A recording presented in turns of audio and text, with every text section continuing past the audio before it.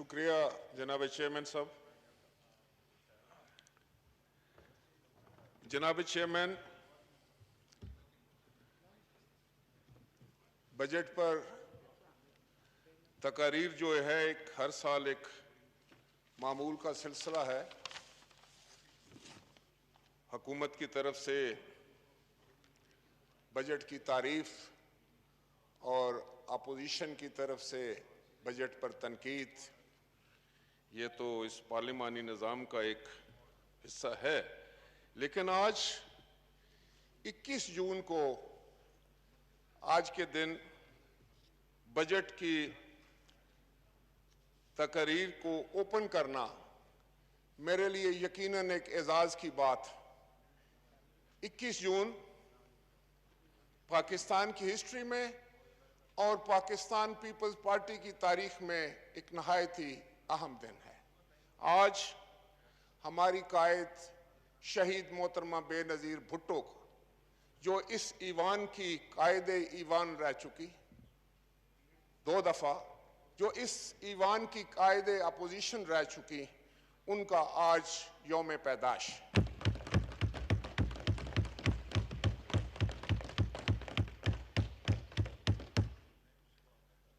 जनाब चेयरमैन, आप तारीख से बखूबी वाकिफ हैं। मैं भी समझता हूं कि इस एक बात को दोहराना मुझ पे फर्ज बनता है कि आज ये ऑगस्ट हाउस, ये मुअज़्ज़ज़ हाउस जिसमें हम सारे बैठे हुए हैं और इसके मेंबरान हैं, ये हाउस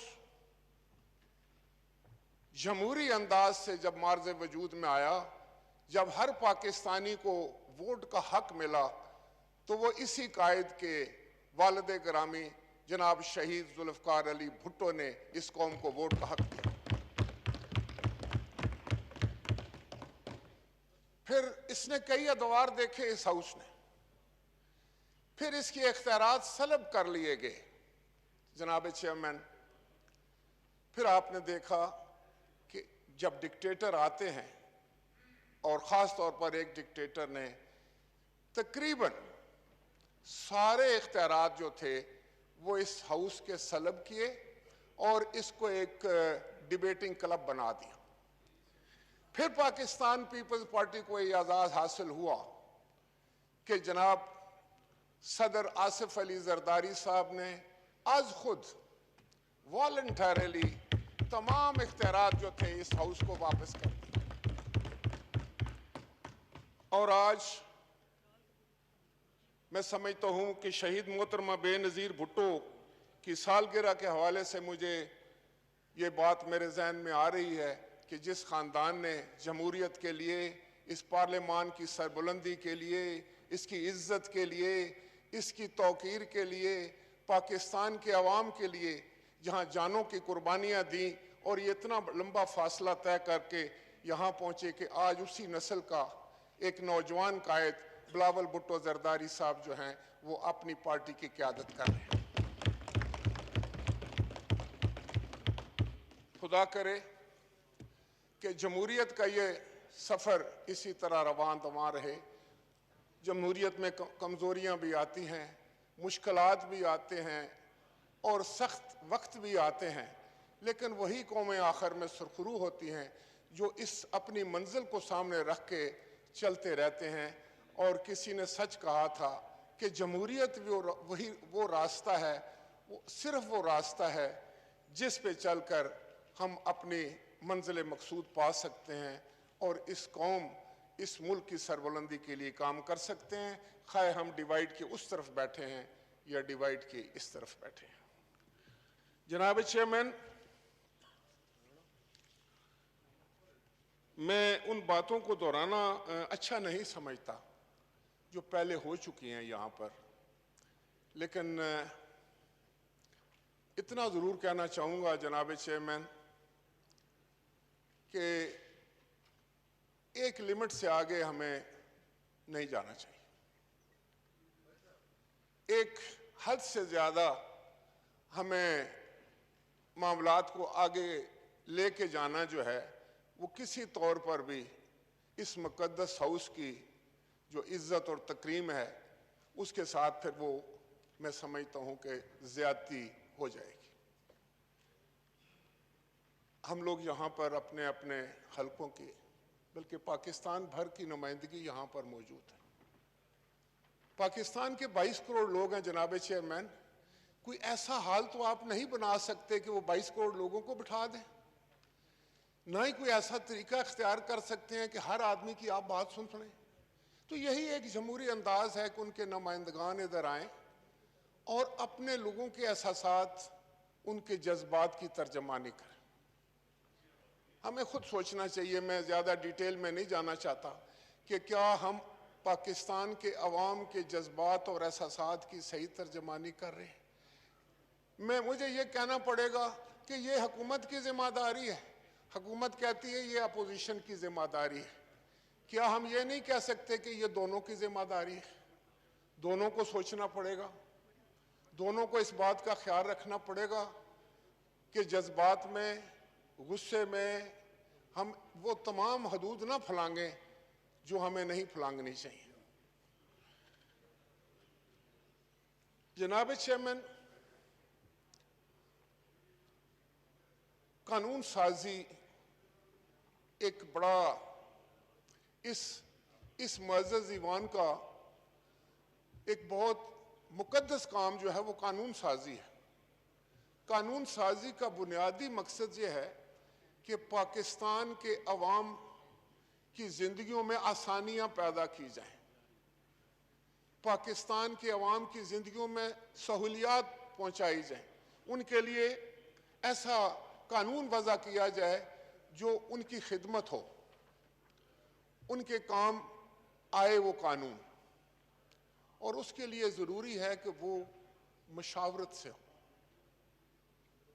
آپ نے دیکھا، میں نے بھی دیکھا کہ قانون سازی اگر صرف اس لیے کی جائے کہ آپ کے پاس چند ووٹیں زیادہ ہیں، گنتی میں آپ ہم سے چند نمبر زیادہ ہیں، اور آپ اس کو بلڈوز کر دیں گے، تو کیا واقعی وہ پاکستان کے لوگوں کے لیے قانون ہوگا؟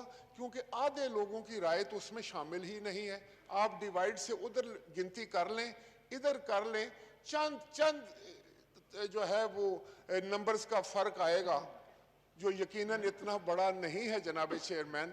تو میں اگر یہ کہوں کہ آدھا پاکستان ادھر بیٹھا ہے، آدھا پاکستان ادھر بیٹھا ہے، تو آپ جب قانون بناتے ہوئے معاملات کو بلڈوز کریں گے، ہماری بات نہیں سنیں گے، تو پھر شور شرابہ، ہنگامہ اور افراتفری ہوگی۔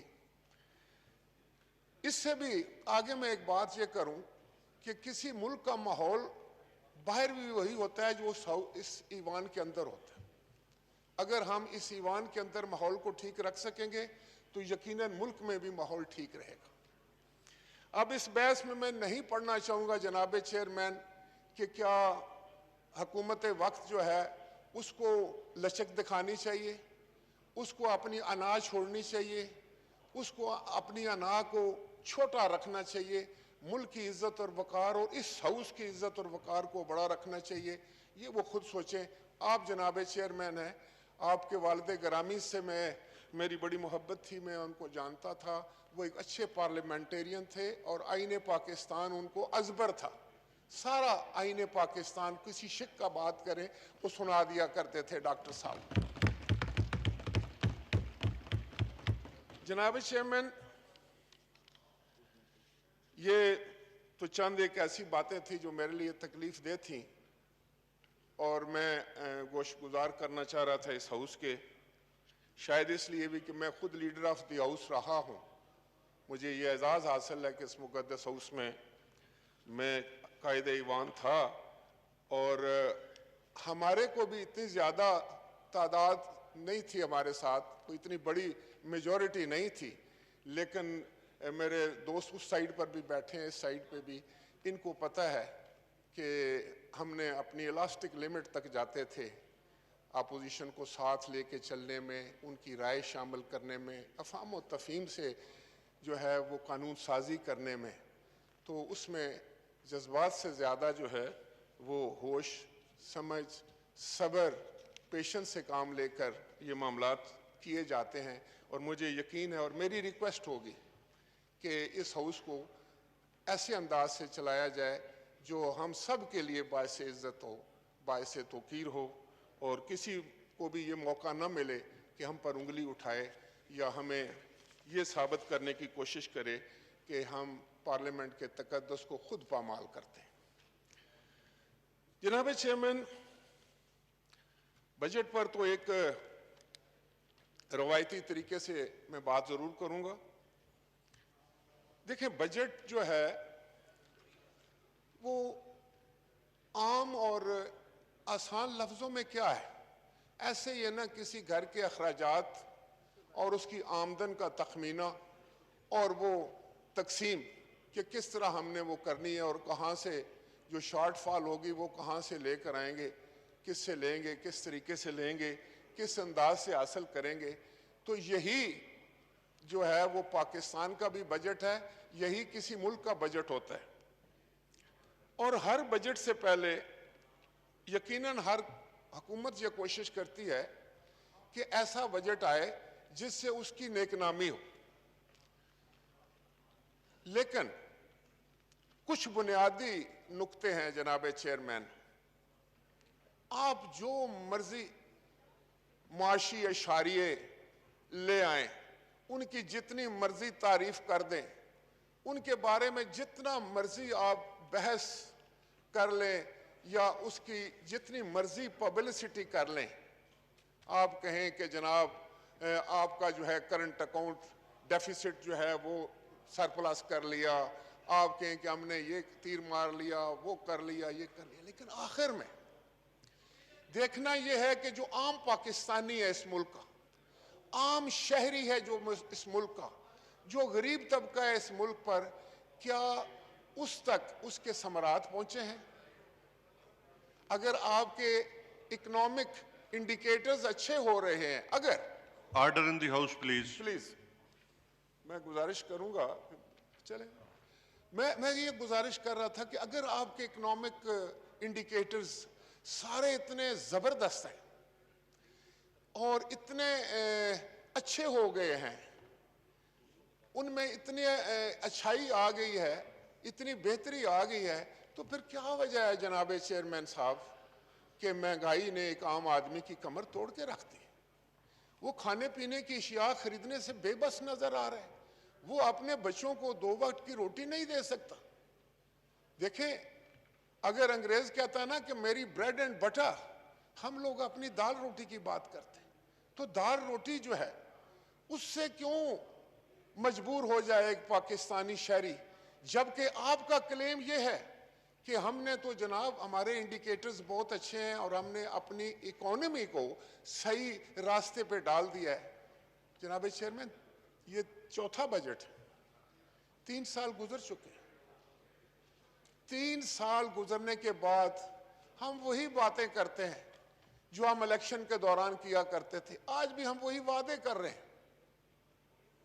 میں کوئی ایسی تنقید نہیں کرنا چاہوں گا، نہ کسی کی دل آزاری کرنا چاہوں گا، لیکن آج بھی ہم کہہ وہی رہے ہیں جو ہم الیکشن سے پہلے الیکشن کمپین میں کہا کرتے تھے کہ ہم آپ کو 1 کروڑ نوکری دے دیں گے، ہم آپ کو 50 لاکھ گھر دے دیں گے، ہم یہاں سارے قرضے اتار دیں گے، ہم جناب اللہ ایسا ماحول پیدا کریں گے کہ یہاں سے کسی کو بیرون ملک جا کر مزدوری کرنے کی ضرورت نہیں ہوگی، بلکہ انگریز یہاں آئیں گے، بیرون ملک سے لوگ یہاں آئیں گے تو یہاں وہ آ کر پاکستان میں نوکریاں ڈھونڈیں گے۔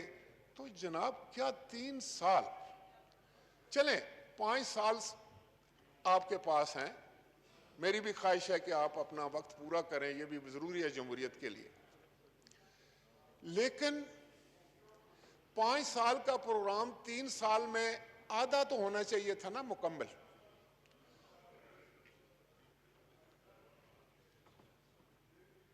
Minister for parliamentary affairs please.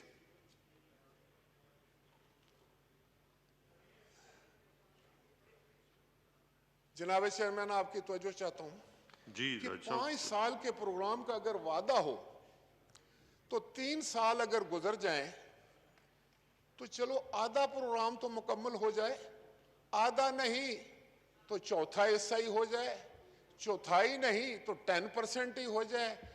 جناب چیئرمین 1% تو نظر آ جائے. آپ تو پہلے دن ہی ہم سے دستوں گریباں تھے. آپ پہلے دن ہی کام کرنے کے بجائے, اس ملک کے عوام کی خدمت کرنے کے بجائے, اپنے منشور پر عمل کرنے کے بجائے, آپ تو اپوزیشن سے دستوں گریباں تھے. آپ اپوزیشن کو گالیاں دیتے تھے. آپ ہمیں مورد الزام ٹھہراتے تھے. ہمیں آپ کرپٹ اور چور ڈاکو کہتے تھے. آپ کہتے تھے کہ یہ سب کچھ کیا دھرا ان کا ہے. تو وہ آج بھی آپ کہہ رہے ہیں 3 سال کے بعد. تو کہاں ہے آپ نے جو کچھ کرنا تھا وہ کہاں گیا؟ آپ نے 3 سال صرف اس بات پر گزار دیے کہ شاید آپ کو کچھ کرنا نہیں آتا تھا, آپ کی سمجھ نہیں آ رہی تھی کہ کہاں سے کریں. تو یہ تو بہت آسان ہے کہ یہاں کھڑے ہو کر میں وہاں پر جو ہے گالیاں دینا شروع کر دوں اور کچھ گالیاں واپس اپنی طرف لینا شروع کر دوں. جو 3 سال تھے قوم کے, جو آپ کا مینڈیٹ, چلیں آپ کا مینڈیٹ تھا, میں اس پہ بھی نہیں کہتا کچھ, آپ بیٹھے ہوئے, آپ کا مینڈیٹ تھا, آپ نے حکومت بنائی, آپ کے پاس اکثریت تھی, آپ نے بنا لی. تو پھر کیا حکومت اس لیے بنائی تھی کہ صرف 5 سال ہم نے پچھلی حکومتوں کا رونا رو کر وقت گزارنا ہے, ان پر تہمت لگا کر, ان پر الزامات کی بارش کر کے اپنا ٹائم جو ہے وہ آگے لے کے جانا ہے, اور 5 سال کے بعد نہیں؟ جناب chairman order in the house. Sir مجھے ڈسٹرب آنریبل ممبران سے گزارش ہے کہ اپنی اپنی سیٹوں پہ تشریف رکھیں اور order in the house please. جناب چیئرمین وقت بڑی تیزی سے گزر جاتا ہے. ہم سب حلقے والے لوگ ہیں, عوام میں رہتے ہیں, یہاں ہر شخص بڑی محنت کر کے اپنے لوگوں سے کی محبت جیت کر یہاں آتا ہے. تو ہمیں پتہ ہوتا ہے کہ کیا ہو رہا ہے ملک میں. آپ کو بھی پتہ ہے جناب چیئرمین, آپ دوسری نسل سے سیاست کر رہے ہیں. تو حقیقت یہ ہے کہ یہ پاکستان کا یہ 3 سال کا وقت ضائع ہو گیا خام خواہ کی بحث میں, الزام تراشیوں میں, ایک دوسرے کو نیچا دکھانے میں, اپنی انا کو بلند رکھنے میں, اپنے غصے کو نہ کنٹرول کرنے میں, اور بے صبر اور اس طرح کے انداز سے جو ہے وہ اپنے خودداری اور خود پرستی میں ہم نے پاکستان کے 3 سال ضائع کر دیے. کاش ہم کو بھی اور آپ کو دونوں کو یہ سمجھ آتی کہ ایک ایک دن پاکستان کا قیمتی ہے. ایک ایک دن. آپ کسی قوم کا ایک دن ضائع نہیں کر سکتے, آپ کسی قوم کا ایک پروڈکشن آر ضائع نہیں کر سکتے, اس کا 1 منٹ ضائع نہیں کر سکتے. وہ بہت قیمتی ہوتا ہے. یہ کیسے ہو سکتا ہے کہ ہم صرف آپس میں الجھتے رہیں ایک دوسرے کو نیچا دکھانے کے لیے؟ تم کون ہو اور میں کون ہوں؟ میں تمہیں جانتا ہوں اور تم مجھے جانتے ہو. تم مجھ سے بڑے ہو اور میں تم سے بڑا ہوں. تم مجھ سے, یہ کیا بات ہے؟ مجھے دکھ ہو رہا ہے جناب چیئرمین, اور یقیناً آپ کو بھی ہو رہا ہوگا آج جب یہ حساب لگائیں گے کہ 3 سال گزر گئے اور پریکٹیکلی ہم نے کچھ نہیں کیا.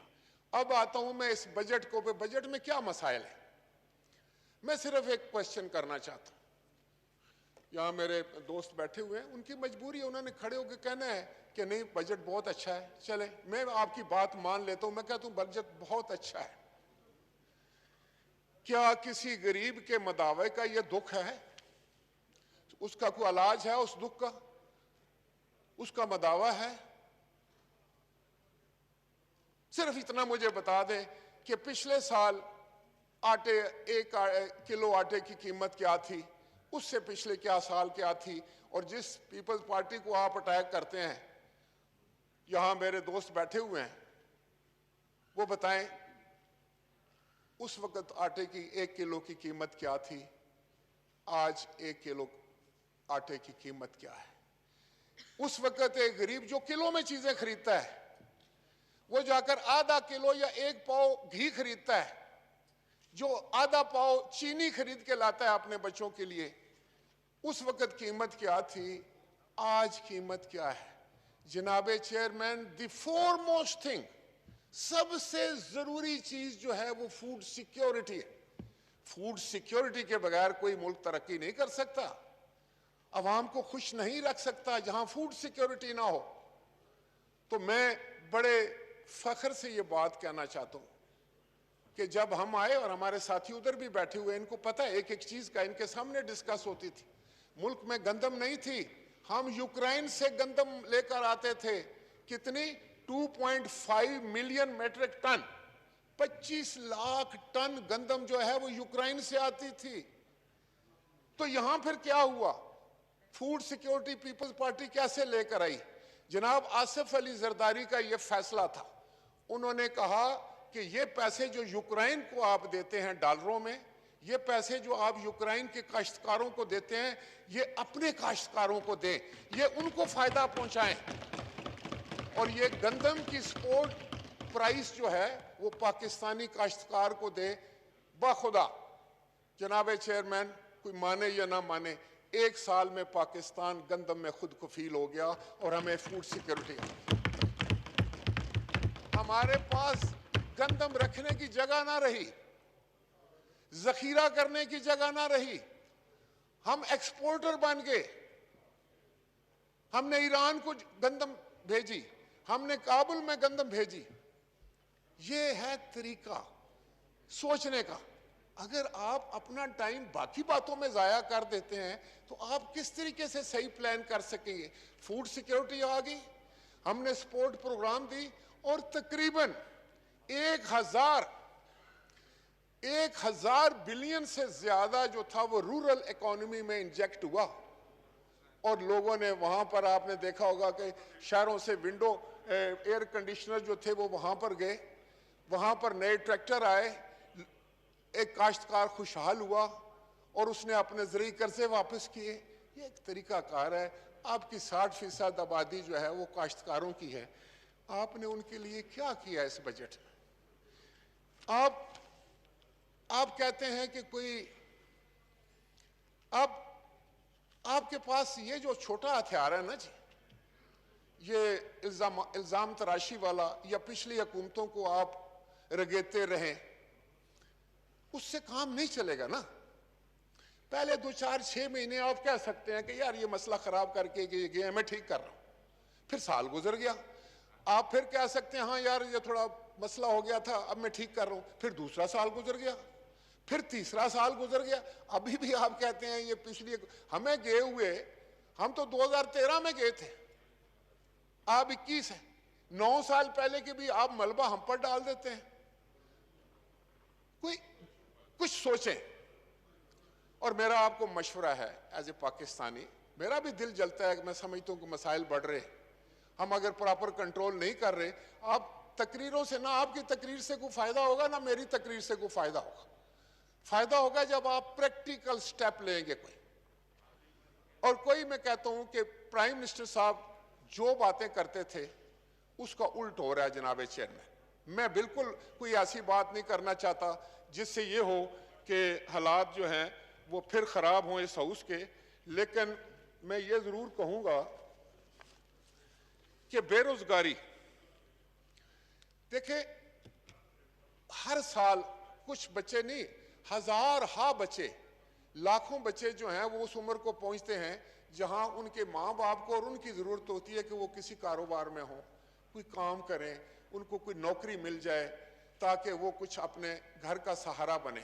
اب ہوتا کیا ہے کہ ہر سال یہ جو بے روزگاروں کا ایک بہت بڑا مجمع جو ہے، ایک فوج جو ہے وہ گھروں میں بیٹھی رہتی ہے، پیچھے سے ان میں لوگ آ کر شامل ہوتے رہتے ہیں۔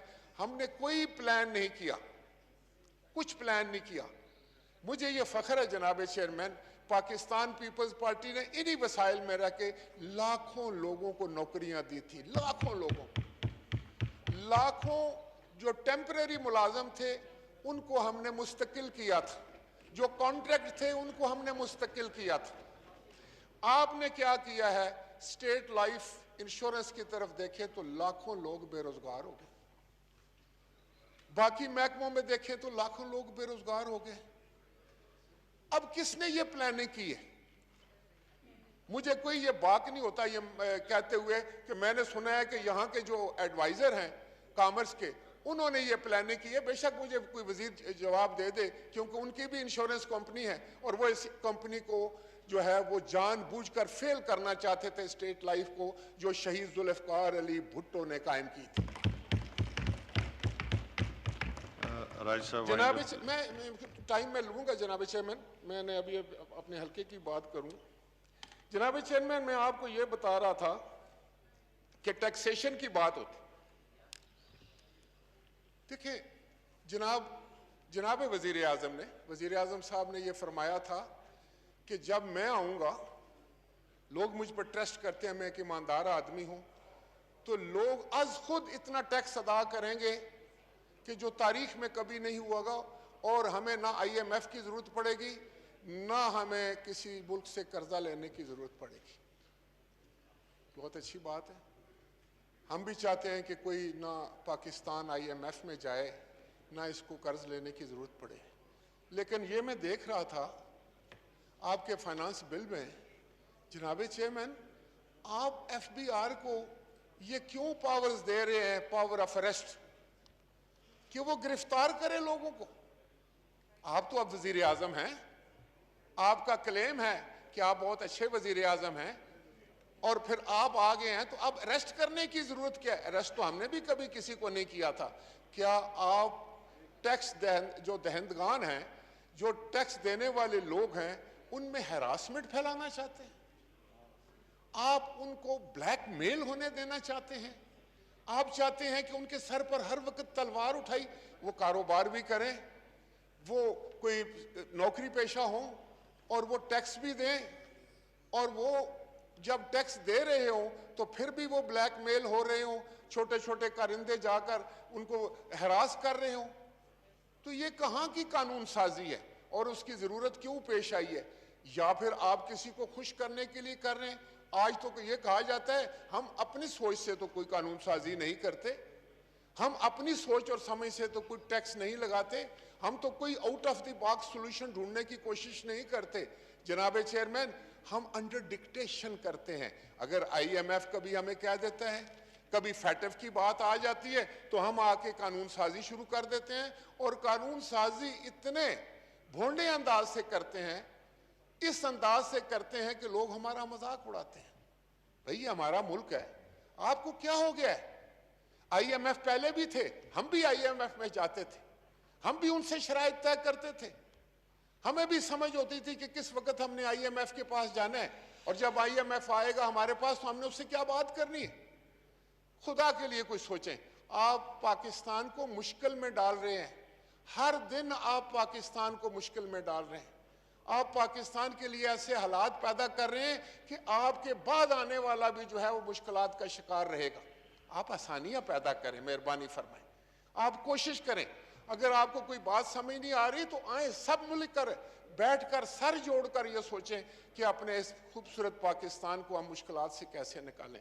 یہ بہت ضروری بات ہے جو میں کرنا چاہ رہا تھا, کہ آپ ٹیکسیشن میں جن لوگوں کو گرفتاری کا جو ہے وہ دے رہے ہیں, ان کو یہ میسج دے رہے ہیں کہ ان کو گرفتار کر دیا جائے گا, وہ آپ کی بیک بون ہے, وہ اس ملک کو چلاتے ہیں,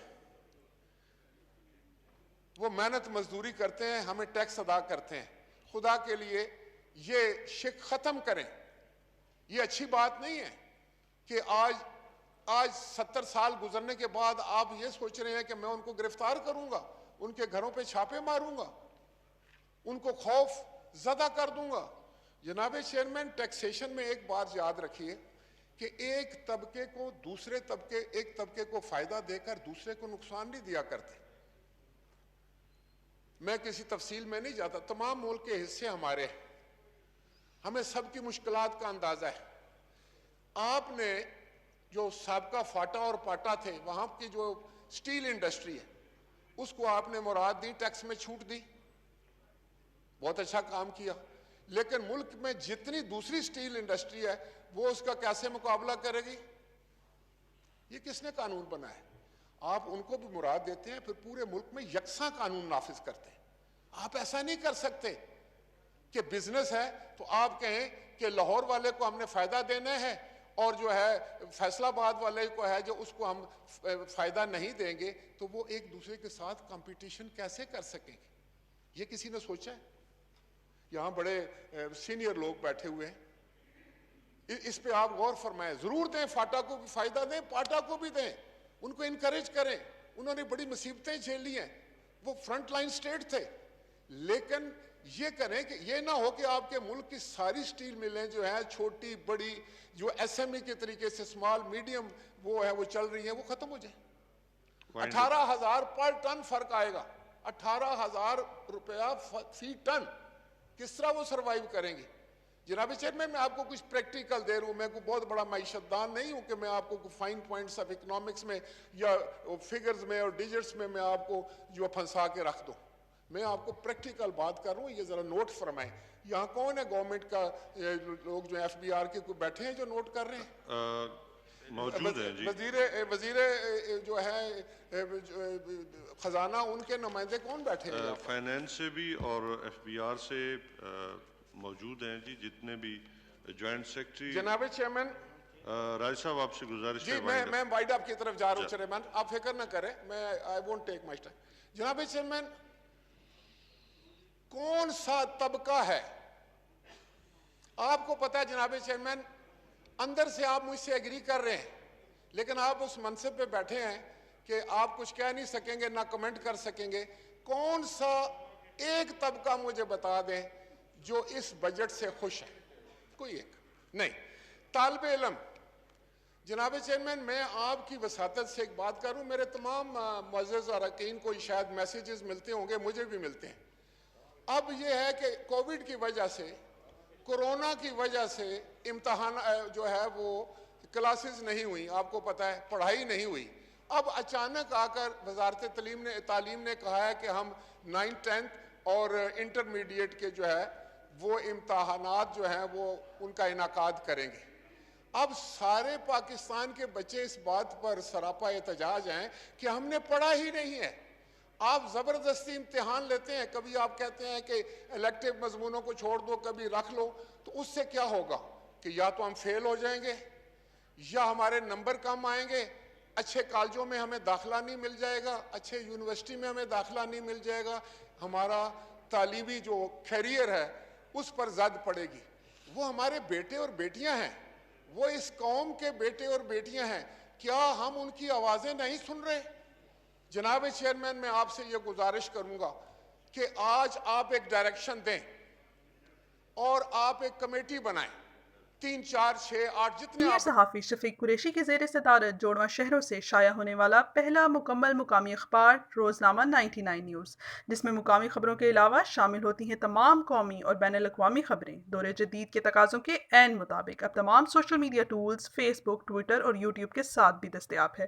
آج ہی اپنے ہاکر سے اس کی کاپی بک کروائیں یا وزٹ کریں www.99newschannel